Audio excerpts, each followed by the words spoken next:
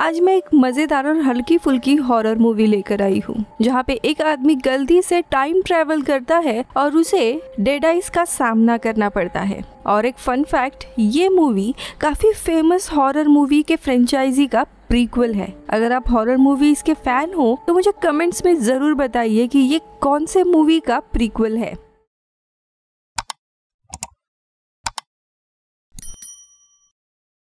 कहानी की शुरुआत आज से कई सदियों पहले होती है। यहाँ पर हम काफी सारे गुलामों को चैन से बंधा हुआ देखते हैं। इसी में ऐश नाम का आदमी भी होता है। वो बताता है शायद ये 14वीं सदी है, मैं इस समय से भी बिलोंग नहीं करता हूँ। और उसी से हम ऐश का रियल लाइफ देखते हैं और हम आते हैं 90 के समय में, जहाँ पे ऐश एक स्टोर में सेल्स पर्सन होता है। उसकी गर्लफ्रेंड लिंडा भी उसी के साथ काम किया करती थी। एक दिन दोनों भी डेट के लिए एक जंगल में आते हैं, जहाँ पे रात में ये लोग एक वुड कैबिन में रुकने का फैसला करते हैं। घर का सामान देखते हुए ऐश को नेक्रोनॉमिकॉन एक्स मॉर्टिस ये किताब मिलती है, जिसे द बुक ऑफ डेड भी कहा जाता है। अब ऐश इस बुक में बहुत ही इंटरेस्ट लेने लगता है और उसी रात बुक में दी हुई एक रिकॉर्डिंग प्ले करता है। अब इसी के कारण एक बहुत ही पुराना एंशिएंट स्पिरिट जिंदा हो जाता है और इनके ऊपर हमला करने लगता है और लिंडा को वहीं पे मार देता है। जिसके बाद ये बुरी शक्तियाँ ऐश के हाथ के जरिए उसके शरीर को पजेस करने लगती है, जिसे रोकने के लिए ऐश एक चेनसॉ से अपने हाथ को काटने लगता है। तब इन्हें रोकने के लिए ऐश उस बुक में से एक स्पेल पड़ता है, लेकिन इसके कारण वहाँ पे एक टाइम पोर्टल खुल जाता है, जिसके अंदर खुद ऐश, उसकी गाड़ी जिसमें बंदूक रखी होती है और साथ में वो चेनसॉ सभी खींचे चले जाते हैं और वो सीधा 1300 साल में पहुँच जाता है, जहाँ पर ऐश को कुछ किंग्स नाइट्स पकड़ लेते हैं। और तभी हम यहाँ पे नाइट्स में किंग आर्थर को देखते हैं। अब यहाँ ऐश के कपड़े और उसकी गाड़ी देखकर नाइट्स को समझ नहीं आता कि वो कौन है। इसीलिए नाइट्स वहाँ पर एक वाइज मैन को बुलाते हैं, जो ऐश को देखकर बताता है कि बुक ऑफ डेड में लिखी हुई भविष्यवाणी के हिसाब से ये वही आदमी है जो हमें डेड आइज नाम के स्पीशीज से बचाएगा।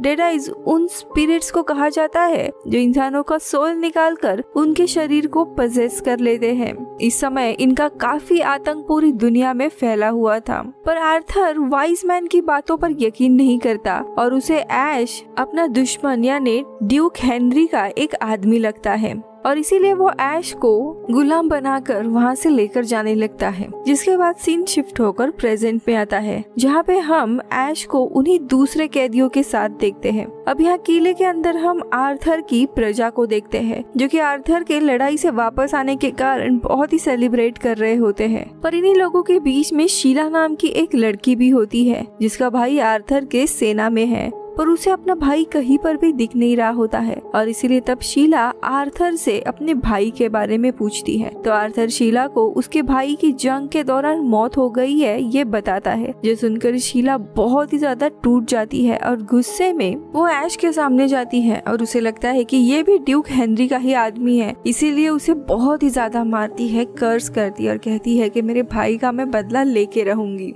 जिसके बाद इन सारे सैनिकों को एक प्रिजन में लाया जाता है। अब यहाँ पे हमें पता चलता है कि ड्यूक हेनरी भी इन्हीं कैदियों में है। ड्यूक हेनरी जब ऐश को देखता है तब कहता है कि तुम मेरे आदमी नहीं हो। अब हेनरी उसे कहता है कि क्यों ना तुम सबको बता दो कि मैं तुम्हारी सैनिक नहीं हूँ, लेकिन हेनरी कहता है कि यहाँ पर मैं सबका दुश्मन और कोई भी मेरे बात पे भरोसा नहीं करेगा। इसी दौरान वहाँ पे आर्थर आता है और सबको कहता है कि मेरे किंगडम पर डेड आइज लगातार हमला करते जा रहे हैं, लेकिन ऐसे समय में भी हेनरी ने हमारे लोगों के ऊपर अटैक कर दिया था और इसीलिए मैं हेनरी और उसकी सेना को मौत की सजा देता हूँ। अब ये सुनकर ऐश आर्थर को समझाने की कोशिश करता है कि वो हेनरी के सेना का नहीं है, पर कोई भी उसकी बात नहीं सुनता और उल्टा ये लोग ऐश को एक पिट में मारने के लिए फेंक देते हैं, लेकिन ऐश वहाँ पे बच जाता है। लेकिन तभी ऐश पर एक अजीब दिखने वाला क्रीचर हमला कर देता है। इसी बीच में वहाँ पर वाइज मैन आता है, जिसके पास ऐश की चेनसॉ होती है,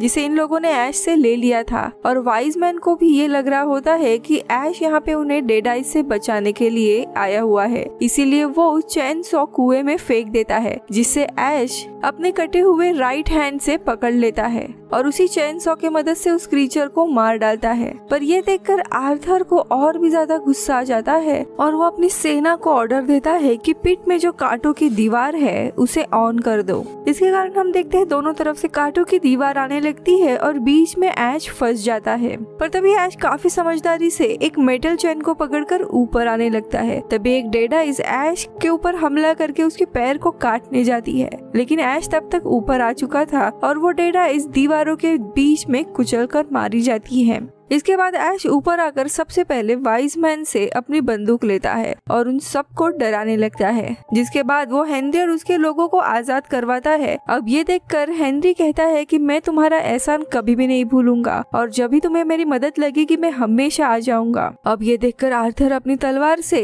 ऐश से लड़ने के लिए आता है, लेकिन ऐश आर्थर की तलवार पर गोली चलाकर तोड़ देता है। ये देखकर वहाँ पे मौजूद सभी लोग फाइनली ऐश से डरने लगते हैं। अब ऐश सबसे कहता है कि मैं इस समय से नहीं हूँ, मैं भविष्य से आया हूँ और मुझे सिर्फ अपने समय में वापस जाना है बिना किसी को परेशान किए। इसके बाद ऐश को उसी किंगडम में रहने के लिए दिया जाता है जहाँ उसकी बिल्कुल राजा की तरह ही सेवा की जाती है। पर तभी रात में ऐश से मिलने के लिए वाइज मैन आता है और वो ऐश से कहता है कि अगर तुम्हें अपने समय में वापस जाना है तो तुम्हें बुक ऑफ डेट को जाकर हासिल करना होगा, क्योंकि उसी किताब में टाइम पोर्टल को खोलने का मंत्र है।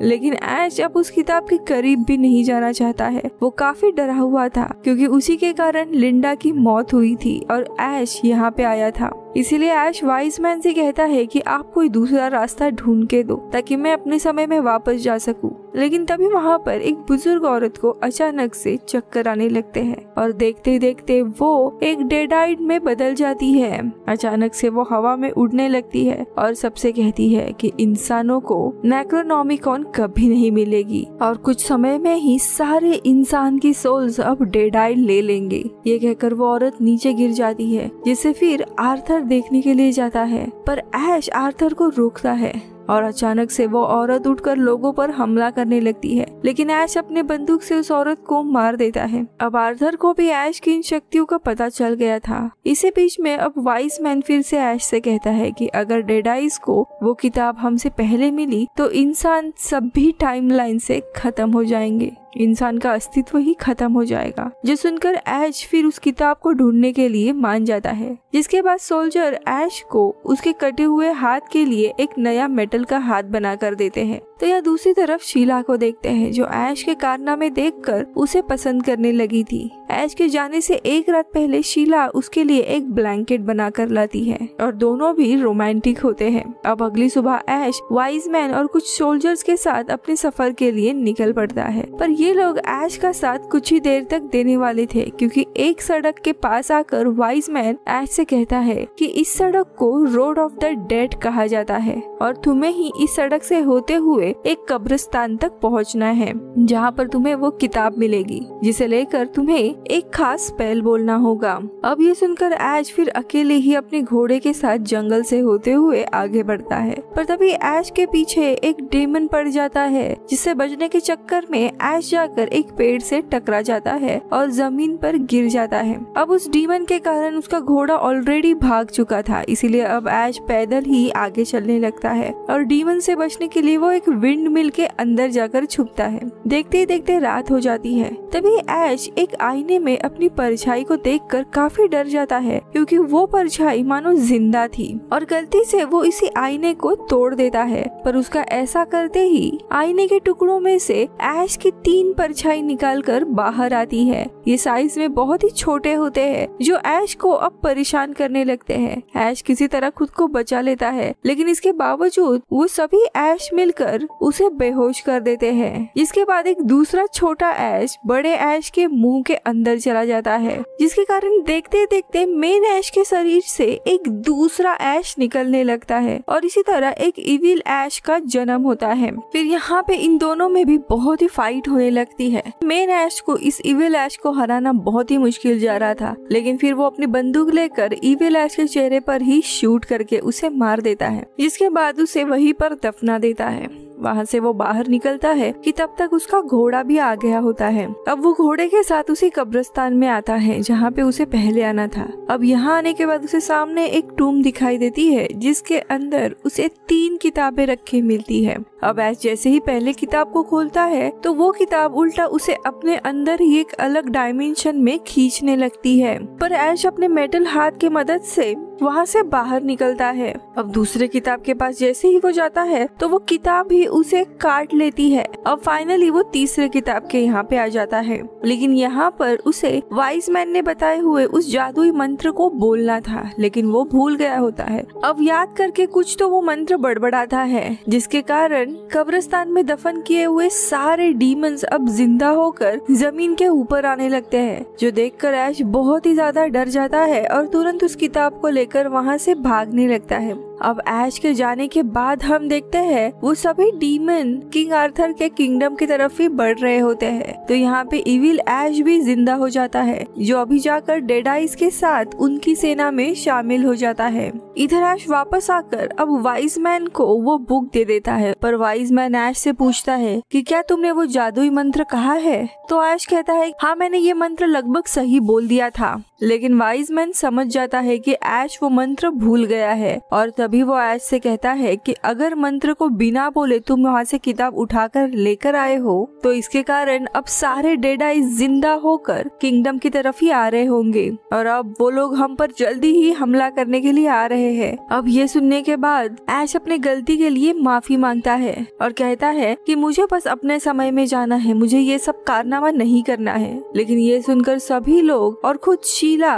वो अब उसकी रिस्पेक्ट खो देते हैं। यहाँ पे सारे गांव वाले अब आने वाले मुसीबत से लड़ने की तैयारी करने लगते हैं। इसी दौरान हम देखते हैं जो इविल ऐश होता है वो अपना फेस बदलकर एक बड़े से बैट में बैठकर और शीला को उठाकर अपने साथ कब्रिस्तान में लेकर आता है, उसे भी इविल बना देता है। अब शीला उनकी क्वीन बन जाती है। तो इसी दरम्यान यहाँ पे ऐश को गाँव वालों की ये हालत देखकर फाइनली अपने गलती का एहसास होता है, इसीलिए अब वो डेड आइज से लड़ाई करने का फैसला करता है। अब यहाँ पे सबसे पहले वो एक रेविन के जरिए हेनरी को उनके लड़ाई में मदद करने का मैसेज भेजता है। इसके बाद ऐश अपने नॉलेज और गाड़ी में रखे हुए केमिस्ट्री की किताब की मदद से काफी सारे बॉम्ब्स बनाता है। देखते ही देखते अब 2 दिन बीत जाते हैं, जहाँ पे इविल ऐश और शीला अपने पूरी आर्मी ऑफ डेड आइज के साथ किले के अंदर हमला कर देते हैं, जहाँ पे डेड आइज और इंसानों के बीच में बहुत ही बुरी लड़ाई शुरू होती है। इसी बीच में इविल ऐश उसी किताब को लेने के लिए जाता है, पर ऐश जाकर उसे रोकने लगता है और फिर इन दोनों के बीच में घमासान लड़ाई होती है। यहाँ पर ऐश अपना दिमाग लगाता है और वो इविल ऐश के मुंह पर ही एक बॉम्ब रखकर उसे आसमान में फेंक देता है।